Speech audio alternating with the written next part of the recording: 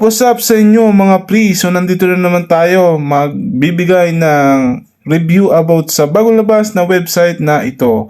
Madali lang mag-register dito mga pre. All you have to do is enter your mobile number, create your login password, enter numbers or letters into this CAPTCHA and create your withdrawal password and then sign up.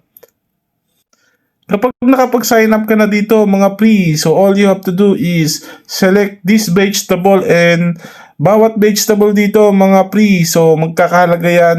May puhunan dito mga pre at pwede tayong kumita dito ng daily profits. Halimbawa mga pre, nagustuhan mo tong repolyo na to, 200 pesos lang, 50 pesos kada araw yung kikitain mo dito. At dito naman sa pipino, 500 pesos na puhunan, 130 pesos naman yung daily profit. Dito naman sa sitaw, 1,000 pesos na puhunan, pwede kang makapag-earn dito ng 300 pesos kada araw. Dito naman sa pepper, 5,000 pesos na puhunan, 1,600 pesos naman yung kanyang daily profits. At dito naman mga pre, 10,000 pesos sa squash, 3,500 pesos naman yung inyong daily profit. Dito naman sa may tomato, 20,000 yung puhunan, 7,600 yung profit. Dito naman sa onion, 30,000 yung puhunan, 12,600 pesos mga pre yung daily profit mo.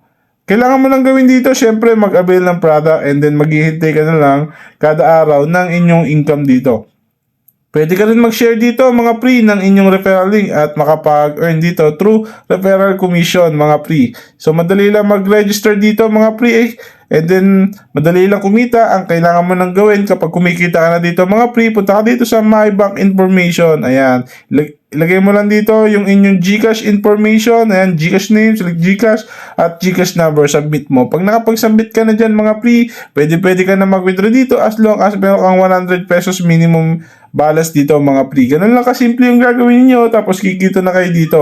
So dito sa order nyo makikita yung nag-avail kayo ng produkto. Pero syempre mga pre, option lang ang pagsali dito, walang sapilitan, nasa sa inyo pa rin kung sasali kayo dito o hindi. So natatapos na tayo mga pre, maraming salamat sa inyo.